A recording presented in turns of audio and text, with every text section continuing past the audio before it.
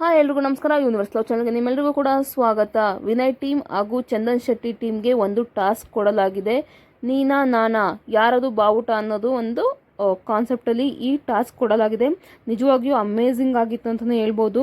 ಚಂದನ್ ಶೆಟ್ಟಿ ಟೀಮಿಂದ ನಾನು ದಪ್ಪಗೆ ಗುಂಡಿಗಿದ್ದೀನಿ, ನಾನು ಚೆನ್ನಾಗಿ ಆಡ್ತೀನಿ ಅನ್ನೋ ಒಂದು ಕಾನ್ಫಿಡೆಂಟಲ್ಲಿ ಕಿರಣ್ ಶಾಸ್ತ್ರಿ ಅವರು ಬರ್ತಾರೆ. ಅದೇ ರೀತಿ ವಿನಯ್ ಟೀಮಿಂದ ಲಕ್ಷ್ಮಿಯವರು ಲಿಖಿತ್ನ ಆರಿಸ್ತಾರೆ. ಯಾಕಂದರೆ ತುಂಬ ಆರ್ಮ್ ಸ್ಟ್ರೆಂತ್ ಇದೆ ಅವ್ರಿಗೆ.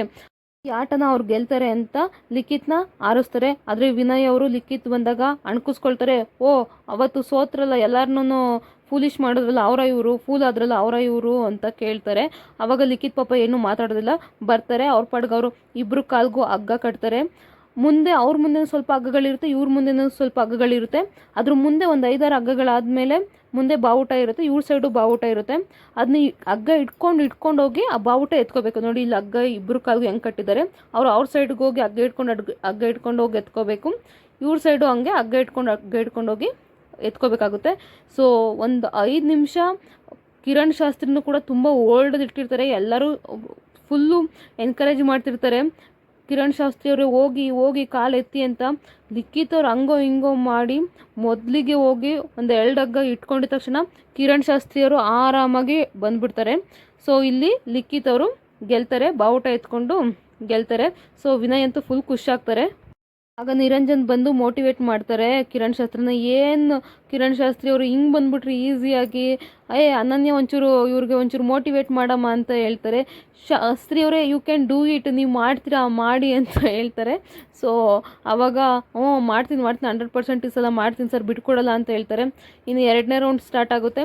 2ನೇ ರೌಂಡಲ್ಲೂ ಸೇಮ್ ಆಗುತ್ತೆ. ಇಲ್ಲೂ ಕೂಡ ಕಿರಣ್ ಶಾಸ್ತ್ರಿ ಆರಾಮಾಗಿ ಬಂದುಬಿಡ್ತಾರೆ. ಈ ಕಡೆ ಲಿಖಿತ್ ಅವರು ಬೇಗ ಎಳ್ಕೊಂಡು ಹೊಂಟೋಗ್ತಾರೆ. ಇವ್ರು ಸ್ವಲ್ಪ ಆರ್ಮ್ ಸ್ಟ್ರೆಂತು ಜಿಮ್ಗೆಲ್ಲ ಹೋಗಿದ್ದಾರಲ್ಲ, ಸೊ ಆರಾಮಾಗಿ ಎಳ್ಕೊಂಡು ಹೋಗ್ತಾರೆ.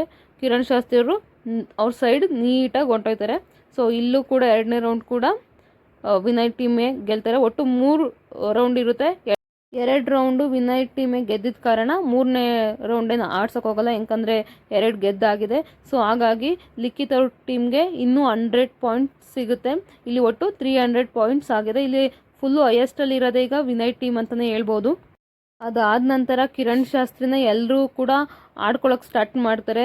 ನಿರಂಜನರು ಹೇಳ್ತಾರೆ, ನಿನ್ನ ಬದಲು ಶರಣ್ ಶೆಟ್ಟಿನೇ ಕಳಿಸ್ಬಿಟ್ಟಿದ್ರೆ ಎಷ್ಟು ನೀಟಾಗಿ ಆಡಿದ್ರು, ಅವ್ರು ನಿನ್ಕಿಂತ ಎಷ್ಟು ಪವರ್ಫುಲ್ ಆಗಿದ್ದಾರಲ್ಲ ಕಿರಣ್ ಶಾಸ್ತ್ರಿ, ನೀನೇನು ಶಾಸ್ತ್ರಿ ಹಿಂಗೆ ಆಡಿದೆ ಅಂತ. ಪಾಪ ಅವ್ರೇನು ಮಾತಾಡೋದೇ ಇಲ್ಲ, ತಲೆ ಬಗ್ಗಿಸ್ಕೊಂಡು ಕೂತ್ಕೊಂಡು ಬಿಡ್ತಾರೆ. ಆವಾಗ ಚಂದನ್ ಶೆಟ್ಟಿ ಅವ್ರು ಹೇಳ್ತಾರೆ, ಏನು ಮಾಡೋಕ್ಕಾಗೋದಿಲ್ಲ, ಪರವಾಗಿಲ್ಲ ಬಿಡಿ, ಜಾಸ್ತಿ ತಲೆ ಕೆಡ್ಸ್ಕೋಬೇಡಿ ಅಂತ ಹೇಳಿ ಸಮಾಧಾನ ಮಾಡ್ತಾರೆ. ಅಲ್ಲಿಗೆ ಈ ಟೀಮ್ ಒಟ್ಟಿನಲ್ಲಿ ಗೆದ್ದಿದ್ದು ವಿನಯ್ ಟೀಮ್.